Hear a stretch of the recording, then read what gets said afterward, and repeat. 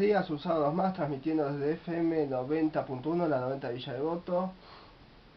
El programa se llama Silogismo Contrafáctico. Nuestro invitado es por enésima vez Raúl Isman, editor, autor, como editor. Editor y redactor y director.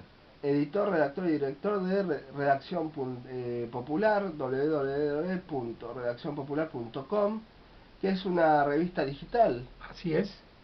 Que se dedica a temas internacionales, a política internacional, y es muy interesante. En esa revista podemos encontrar información que los grandes multimedios no brindan por compromiso político, etcétera. Así que bueno, te presento un poco, empezamos hablando un poco de Grecia, ¿te parece? El que maneja el programa sos vos. Si te parece que tenemos que empezar a hablar de Grecia, arrancamos hablando de Grecia. Te propongo un contexto. La Wehrmacht pasó por Grecia durante la Segunda Guerra Mundial, la destruyó, El ejército alemán. Si vos lo decís en alemán, estás presuponiendo que toda la audiencia sabe alemán. Está bien, perdón. Ejército alemán. El ejército alemán con conducción nazi pasa por Grecia durante la Segunda Guerra Mundial, destruye Grecia. Alemania, cuando es derrotada en la Segunda Guerra Mundial, contrae una deuda con Grecia, una indemnización, le debe la indemnización, no se la paga. Pasan las décadas, Grecia entra en la eurozona, contrae deudas principalmente con empresas alemanas, con el Estado alemán, con el FMI, el Banco Mundial, el sector financiero privado. Con esas deudas compra armas porque hay una hipótesis de conflicto entre Grecia y Turquía. Compra armas para sostener esa hipótesis de conflicto. La deuda se vuelve impagable en términos de puntos de PBI, etcétera. Y hace 3 años más o menos se logró que la deuda del sector privado pasara a los organismos internacionales, FMI, Banco Mundial, etcétera. El Banco Central además el Banco Central Europeo salieron a comprar la deuda en el mercado de Grecia. Y los fondos buitres también. Y los fondos buitres también. Y lo que pasa ahora es que Grecia, a pesar de esa reestructuración de la deuda, Grecia es incapaz de pagar la deuda, porque hace muchos años es incapaz de pagar la deuda. Y ahora la están presionando para que haga un ajuste típico de los que propone el Fondo Monetario Internacional.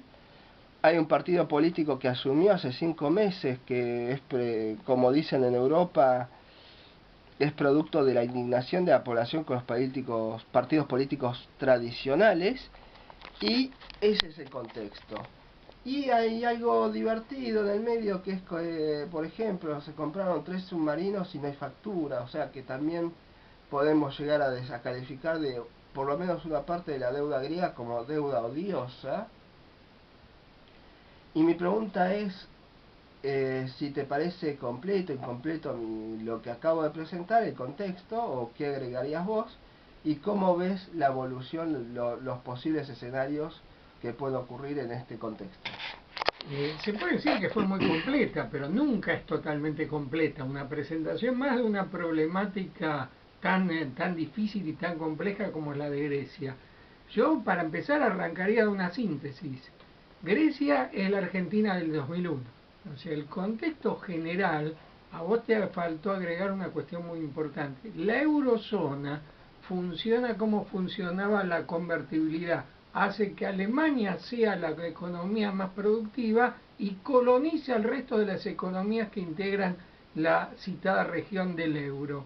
Entonces, ya de por sí hay un problema de endeudamiento, porque todos los países se vuelven de un perfil netamente importador y tienden a comprar productos importados que vienen preferentemente de Alemania. Además, se está negociando un tratado entre la eurozona y los Estados Unidos que profundiza esa situación de dependencia en lo económico y de vaciamiento de la capacidad de autonomía de los estados nacionales. O sea que la situación tiende a agravarse. La hipótesis de conflicto de Grecia con Turquía es muy antigua, porque hay una isla en el Egeo que es muy grande, se llama Chipre, donde hay población chipriota de origen turco y de origen griego. Y en los años 70 había una dictadura militar en Grecia de los llamados coroneles que cayeron luego de una aventura guerrera en Chipre. Terminaron cayendo y se abrió paso a la actual democracia. Hay que recordar que yo me formé políticamente viendo una película que se llamaba Zeta, que hablaba de la lucha del pueblo griego contra los coroneles, y había un gran cineasta griego que se llamaba Costa Gavras, que hizo varios films, no solamente referidos a la situación de Grecia. En esta trabajaba Yves Montand, Jean-Louis Trintignant, también hizo películas referidas a América Latina, la intervención de los Estados Unidos en América Latina como estado de sitio, muy importante. Hizo una película referida a la situación de los Estados Unidos, también muy importante, que yo no recuerdo el título ahora, pero la hipótesis del conflicto viene de hace rato. Ahora, si le venden barcos y no hay factura, habría que mandarle a una FIP en serio. O sea que es un hecho realmente inédito que una compra internacional de compañías militares, de compañías de armamentos a un Estado no aparezcan facturas. Pero la raíz del endeudamiento de Grecia no es la compra de productos bélicos, aunque tenga su incidencia. Es lo mismo que ocurrió cuando salimos de la dictadura en la Argentina y teníamos un terrible endeudamiento, y era la bicicleta financiera lo que había provocado fundamentalmente ese endeudamiento. Si vos tenés una economía que no puede exportar porque estás atado al euro, no tenés la capacidad de tener política monetaria propia y necesitas importar fuertemente, te alientan para que importes, para que dinamices la economía del país central para ellos que están en Alemania, y cuando te endeudaste mucho te ahorcan. Y cuando esa situación se da en varios países, detrás de Grecia está Italia, está España, está Portugal, está Irlanda, no pueden sino obligarte a ajustarte. No me acuerdo si fue en el 2010 o en el 2011, perdió las elecciones el partido Nueva Democracia y la ganó el PASOK, el Partido Socialista, que profundizando la defección de la socialdemocracia aplicó el mismo plan que el neoliberalismo. Entonces, de esa situación emerge una nueva fuerza que yo lo estoy poniendo por escrito en un libro que estoy tratando de escribir con las dificultades propias de mis problemas personales, un libro que va a ser de las nuevas izquierdas, donde va a tomar la aparición de la vanguardia, estas nuevas izquierdas, que son las nuevas izquierdas latinoamericanas, en todo caso después las definimos después, y que en Europa tiene como aparición máxima Syriza en Grecia y Podemos en España. Izquierdas que no se plantean ni en América Latina ni en Europa. La conquista del cielo por asalto, la gran revolución perfecta con escuadra y tiralíneas, como decía John William Cook, sino las transformaciones posibles y que nacen defensivamente. El chavismo nació defensivamente frente al ajuste neoliberal, el kirchnerismo ni hablar. Y a mí me parece que desde lo formal y desde el contenido, Syriza es claramente la exportación del kirchnerismo a Grecia. Desde lo formal, porque todos tienen el look Kicillof, ninguno usa corbata en el gobierno griego. Y desde el contenido, el hecho de defenderse. Néstor dijo en su momento, Néstor Kirchner, los muertos no pagan. Quieren cobrar, déjennos crecer y déjennos vivir. Si nos ajustan, se muere la gente y no vamos a tener mercado interno ni nada, no vamos a tener quien trabaja. Entonces hay que poner un límite a eso.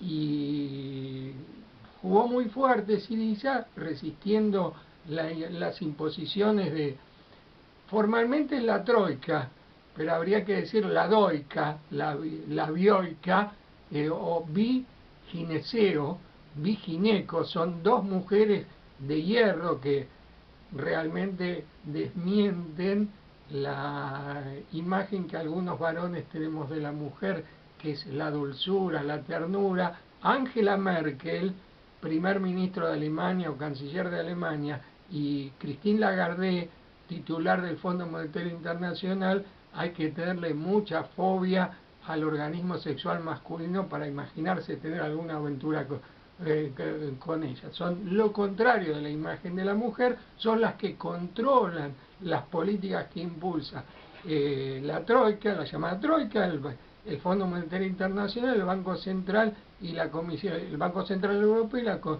y la Comisión Europea. Y Alexis Tsipras ha sido muy hábil. Dijo, nosotros queremos estar dentro de la Unión Europea, pero tenemos que sortear esta situación.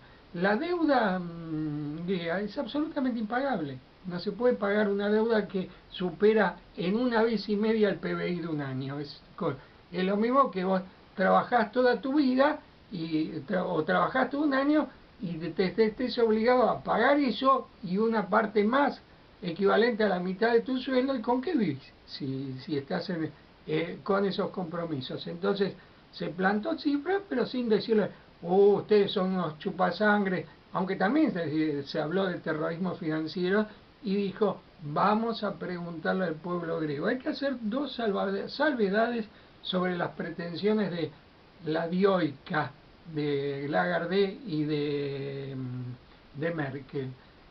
Querían reducir el déficit público aumentando el IVA a los productos de consumo masivo. Tsipras propuso cobrarle impuestos a las grandes empresas. No, eso dijeron que no. Hay que cobrarle y más IVA a los alimentos y a los medicamentos. Bajar jubilaciones que ya de por sí están deprimidas. Elevar la edad jubilatoria, vas a estar 90 años y estar esperando la jubilación. Es una política absolutamente genocida la que impulsan. Y también otra propuesta de Tsipras fue reducir parte del presupuesto de defensa. Como ya que quieren reducir el presupuesto público, reducimos una parte del presupuesto de defensa. Todo eso fue rechazado y Tsipras contestó llamando un referéndum en el cual el 61% de la población griega dijo no a las imposiciones del Fondo Monetario Internacional. Y la disputa sigue hasta el día de hoy. Ayer los medios de comunicación desarrollaban una información falsa de que Tsipras había hocicado y había presentado un plan que era lo que el pueblo griego había votado que no. En realidad le hizo algunas concesiones, como ya lo había hecho antes, algunas concesiones, pero el centro del plan es la posibilidad de aplicar un recorte a la deuda. O sea, Tsipras habló en principio de 30% del recorte a la deuda y al presentar el plan de modo lavado, sin decirlo abiertamente, logró romper el frente europeo.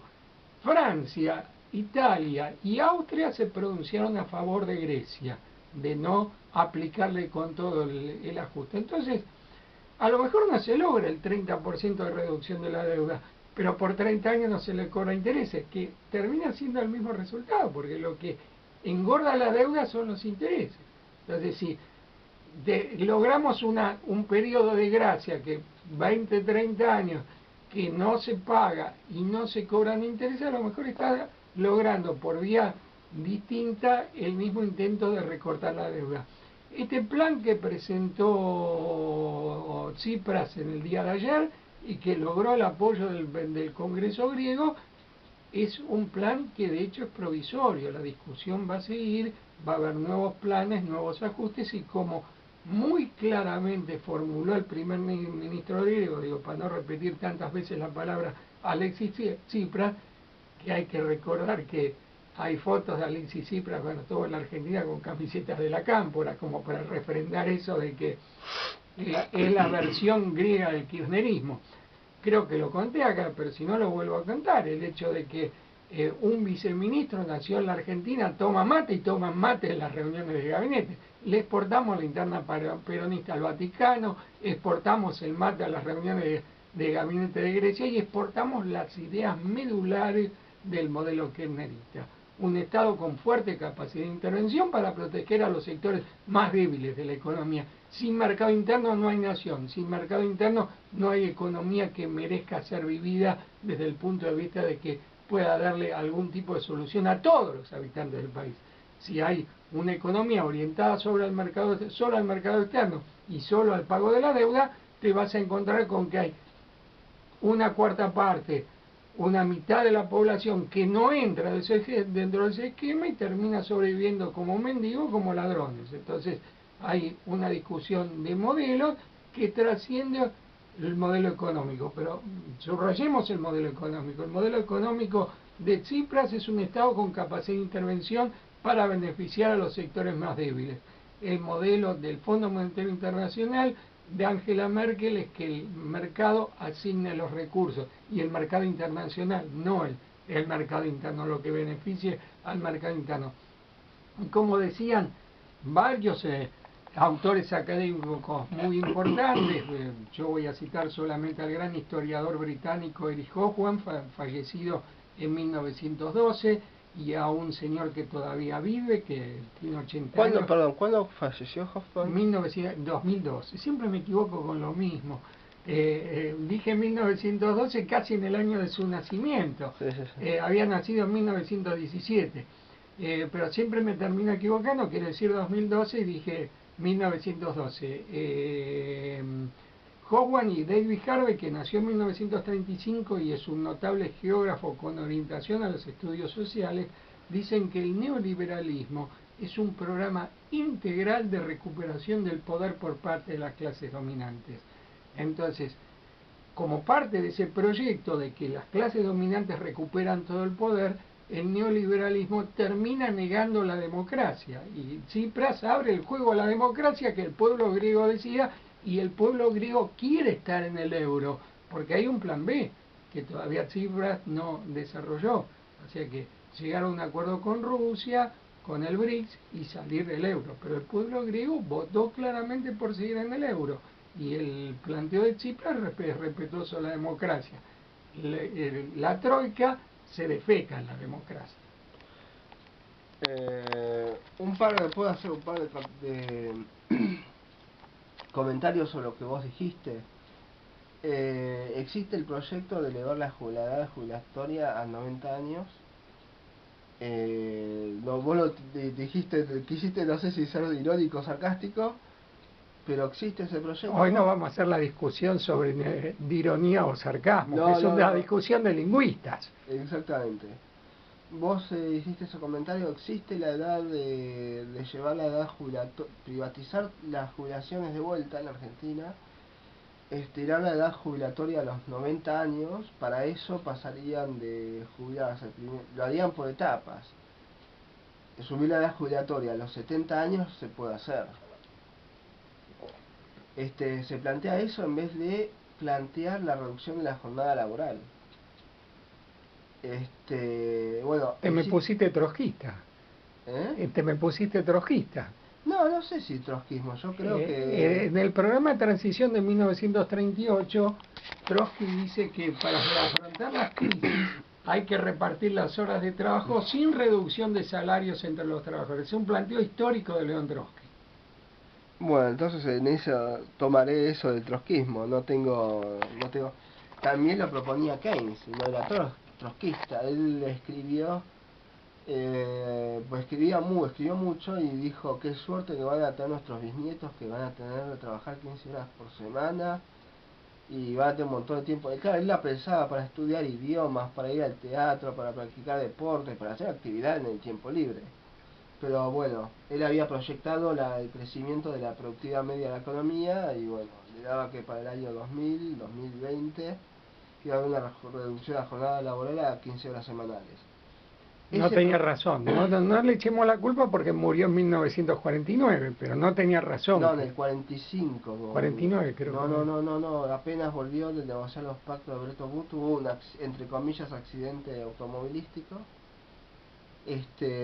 Y cuando él muere, el equipo que lo acompañaba es echado de los organismos internacionales, asume otra gente y desaparece el espíritu del Banco Mundial, el espíritu keynesiano del Banco Mundial, el espíritu keynesiano del Fondo Monetario Internacional, y tardan 6 décadas más o menos en formar la OMC, que el plan de Keynes Pero era... en los acuerdos de Bretton Woods estaba el GATT, que es la madre o el padre de la OMC. Sí, sí, pero tenía el que... mismo objetivo. Sí, no era exactamente lo mismo. El GATT fue un acuerdo,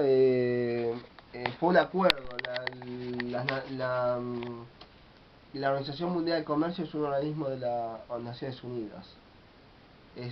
Tiene más poder o más peso político. Cuyo objetivo es que todo el mundo quiere alentar el libre comercio mientras aprovecha todas las trampas posibles para proteger su propia economía. Todos quieren que el resto abra sus fronteras, pero todos alientan fuertemente la protección de sus propias economías.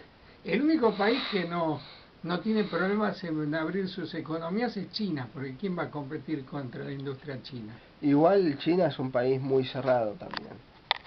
Pero, en el sentido de cerrado a las inversiones que quieran ganar más de lo que ellos quieren, pero tengo entendido que China te pone en Buenos Aires una bicicleta por $10.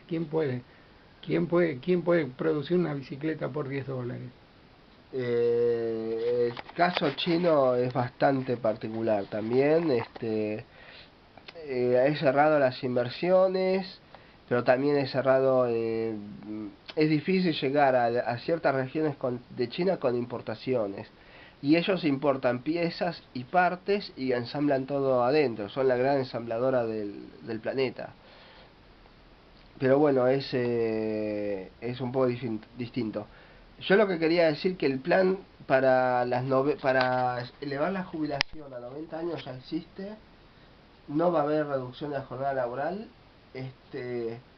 y el primer paso es privatizar de vuelta las jubilaciones y llevar la edad a los 70 años. ¿Qué pasa si un chico entra... ¿Ese plan en la Argentina? Eso hay economistas trabajando en eso. Por el lado del macrismo. Y no solamente el macrismo, pero sí. ¿Masismo? También. ¿De Scioli? Que yo sepa no, pero Por nunca eso se sabe. Viste, de golpe un equipo entero pasa a otro espacio, pero sí, ya existe, ¿eh? No, del macrismo no me sorprende, me parece que no da ni para el masismo más allá de que Massa no tiene ninguna chance, me parece que ese plan está fuera de las antenas del masismo. Yo te digo, lo que quería comentar es que existe, y la derecha se pone objetivos de largo plazo e insisten, siempre con el mismo objetivo. No pudieron privatizar las jubilaciones durante la dictadura militar, tuvieron que esperar hasta Menem, y ahora la esperanza de ellos es que llegue Macri, y si no, esperarán 4 años más, y siempre como ellos tienen no van a esperar 4 años más. Si Macri no gana, como casi seguro que no gana, el problema viene ahora en la interna del Frente para la Victoria. O sea, si a Scioli lo va a controlar Cristina o lo va a controlar el Círculo Rojo, el poder económico, ese es el problema. O sea, no van a esperar 4 años, se van a alargar a tratar de ganarlo a Scioli desde su lugar de presidente. No van a esperar a ver cuándo ponen a un pollo de su gusto. Bueno, ese es el problema en parte. Y quería hacer otra acotación sobre lo que vos dijiste de la moneda. El tema del valor es un tema que está en debate desde la historia, hace varios siglos. ¿Cuál es la fuente de valor, si se quiere, en la economía? ¿Qué determina el valor del dinero, etcétera? Pero hay algunos que sostienen, y yo adhiero a esa... ¿El valor de las mercancías o el valor del dinero? El valor de las mercancías en general, y el valor del dinero aparte, ¿no? Como caso particular. Y hay algunos que sostienen que el valor del dinero, de la moneda, está determinado por la productividad media de esa economía. Y lo que ocurre cuando se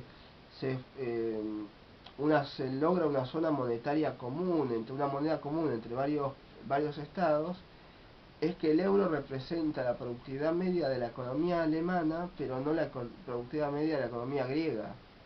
Entonces, la solución para ese problema, que ya lo encontró Estados Unidos, es generar un Estado federal que subsidie las jubilaciones, la salud, la educación, iniciativas económicas, etcétera. El euro se puede salvar, desde mi perspectiva, solamente si hay un Estado federal que va subsidiando los estados que tengan problemas de productividad media de la economía. O sea, todos. Casi todos. Todos, Sí. todos, absolutamente todos. Francia, que sería el menos débil de los estados europeos, tiene problemas muy serios de productividad con respecto a Alemania. No hablemos España, no hablemos Portugal, no hablemos los países más débiles de Europa Oriental.